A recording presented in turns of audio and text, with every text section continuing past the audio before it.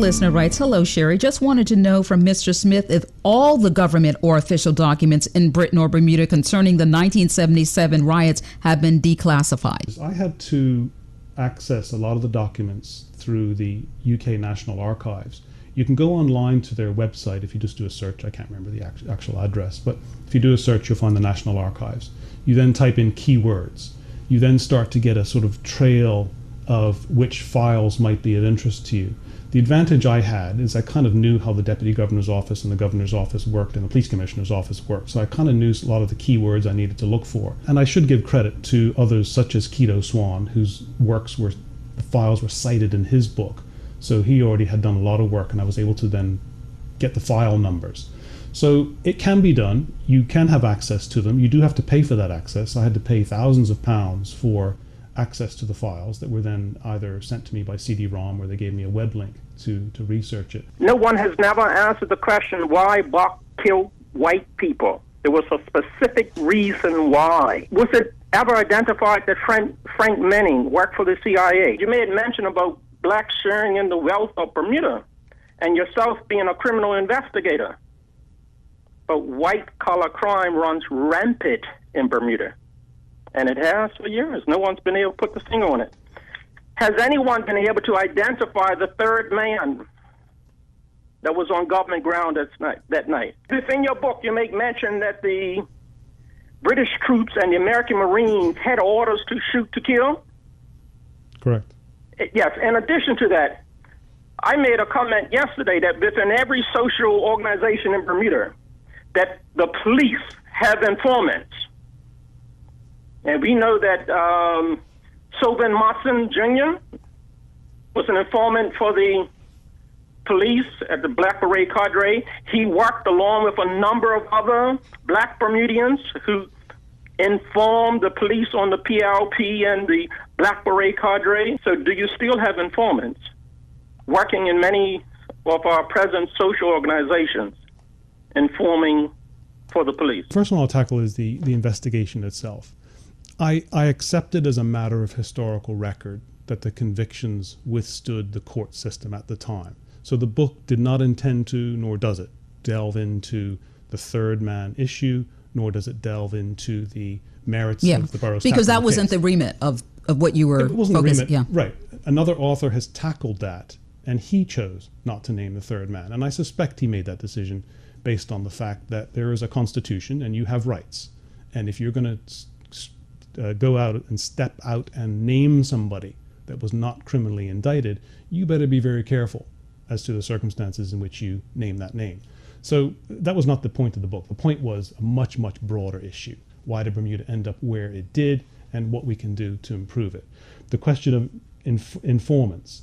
Of course the police service has informants. They did when I was there, they did prior to me being in the service, and I'm sure they do now. There is nothing mystical or suspicious about the fact that police organizations everywhere around the world today rely upon informants to get their job done. There are risks associated with having informants because every informant has a motive to say what they do. So the caller could really have answered his own question really with that one. Probably not time to address the white-collar crime issue. I could go on for 10 minutes. For those who don't know, Frank Manning did some pioneering work through the 1970s on the working men's clubs in Bermuda, on voting patterns, and really, I think for me and a lot of Bermudians, is he can probably stand out as one of the key people early on that was brave enough, had courage enough to tackle the issue of the white-black divide. And he provided the statistical data in doing that. So I do quote him in the book. CIA is the Central Intelligence Agency. Anybody can give intelligence to the Central Intelligence Agency or work on their behalf on an informal or formalized basis. So, it's a bit of a nebulous comment to make about, did you know he was connected with the CIA? He might very well have been. If the caller's research has revealed that, good on him for doing so. I wasn't looking for it, and I don't really care. The man was a qualified researcher, and he helped Bermuda in the research that he did. I'm going to go to page 156 of Island Flames when the Royal Commission, concentrating on what they term the 6 casual factors, of leading up to the 1977 riots. Bermuda's history as a small, isolated colonial society, the history of racial segregation, the pattern of capital accumulation, the tourism market and strategy, the distinctive taxation structure, and the high levels of imported labor. And that, for me, is really key in the Bermuda of 2015, trying to connect events and relate events. It's one thing to write a historical piece. To me, the book would never have been completed unless Cordell Riley helped me finish it. The two concerning things I see are both economic based. It's well accepted in criminology that crime patterns will increase where there is economic disadvantage. The economic disadvantage is being exacerbated almost monthly the longer thousands of Bermudians stay out of work. It will probably get to a point where the stress factors spill over into public order of some type. Now, don't misinterpret that in any way. But this is what criminology tells you, is that the stress factors are enormous in thousands and thousands of Bermudians and in their families right now because of the economic factor.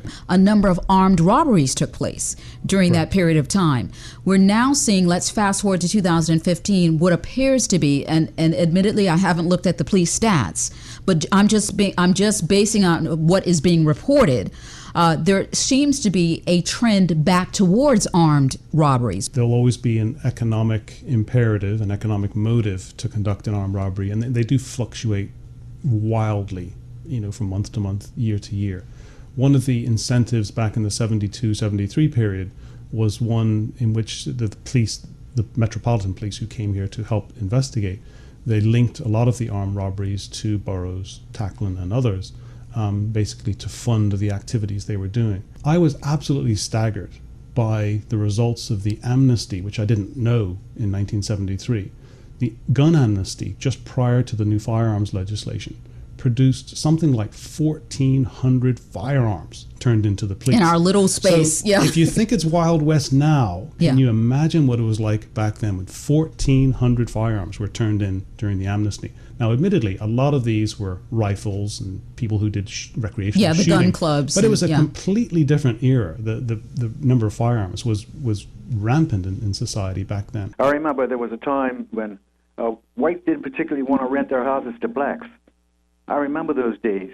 And when blacks moved into certain neighborhoods, the white attitude was, there goes the neighborhood. That's how they thought. And they'd all start moving out of that neighborhood. And another thing that I noticed back then was that didn't help the situation was a lot of the English or British police officers. They seemed to have had an attitude, so to speak, an arrogance toward black people and poor working class white people in Bermuda and Portuguese. And we detected it. It was though they had the attitude that I'm from the mother country and you're just a peasant. No, that's the way it was. That's how we took it.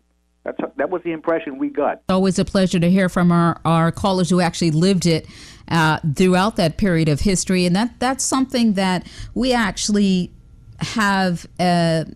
Can work in our favor. Persons who actually, because we're not talking about something that 200, 300 years ago where no one who actually experienced it is around to say. That's the importance of the work that you're doing, the work that other historians are doing, the work that persons like Lamone out there at Channel 82 are doing in terms of recording this aspect of our history. Because there will come a time when persons who are involved in the decision making, when you look at the Pitt Commission, for example, there's only two members left on that. Right. There will come a time when anyone who was even remotely involved in these events will no longer be here. Correct. So it's important for us to have a record of that. On page 147 of Island Flames, they're talking about 1968.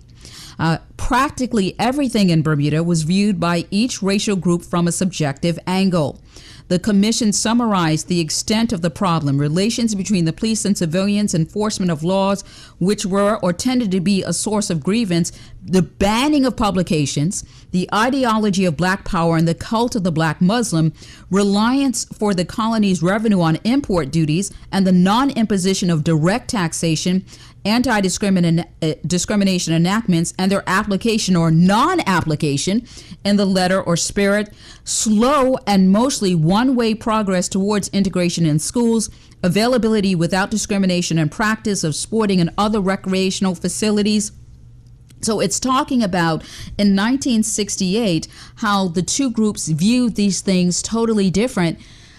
I'm reflecting on now the work of Cordell Riley, who also has a chapter here in your book, how whenever he conducts a poll, not only Cordell, but any other polling entity on the island, you still see that wide gap. One of the things I did or found I needed to do in Island Flames, Sherrie, was not to look exclusively at 1977. So I actually went back and covered the 1965 riots as well, because the underlying tension, the underlying motivations for the disturbances were essentially the same.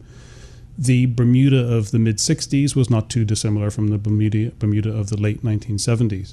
And unknown to many people, or maybe they've forgotten, is that there were 4 outbreaks of fairly serious disturbances between 65 and 77. And I've tried to capture the historical record of each one of those and link them because they were linked. Parallels that I believe are important today, and this, to me, the book would not have been complete unless I touched on this. And this is not an opinion book. The points that are still relevant today, I believe, drawing from the 77 Pitt Commission with areas of concern or stress or tension today, still fall into a few neat categories that are connected with 77. One is, if part of a society feels racially discriminated, that is real to them. And as long as that feeling prevails in 2015, then that's exactly what the Pitt Commission found in 1977. There were criticisms of the immigration policy back in the 60s and the 70s and how it was seen to favor the white establishment at the time. It doesn't take too much of a stretch to realize that there are criticisms of the immigration policy today. The underlying factors are slightly different, but any community should not ignore where these objections are coming from and why they're coming from and whether there's a historical basis in those objections.